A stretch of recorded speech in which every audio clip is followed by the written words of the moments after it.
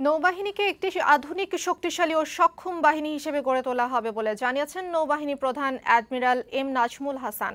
সকালে খুলনায় নেভাল বার্থে বা নৌজা বিষখালীর কমিশনিং অনুষ্ঠানে প্রধান অতিথির বক্তব্যে তিনি কথা বলেন।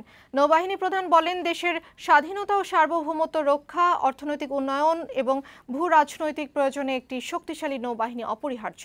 বাংলাদেশ নৌবাহিনী আজ এক সুদক্ষ ত্রিমাত্রিক বাহিনীতে পরিণত হয়েছে বলেও জানান তিনি।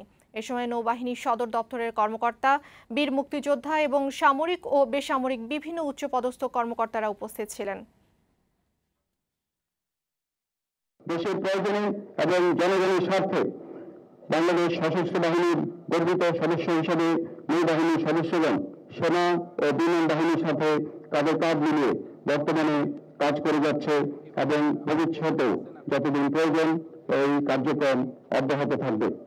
আমার দৃঢ় বিশ্বাস, আজ কমিশনকৃত নতুন জাহাজ বাণিজ্য বিষখালীর সংযোজনে নৌবাহিনীর সক্ষমতা বিশেষভাবে বৃদ্ধি লাভ করবে।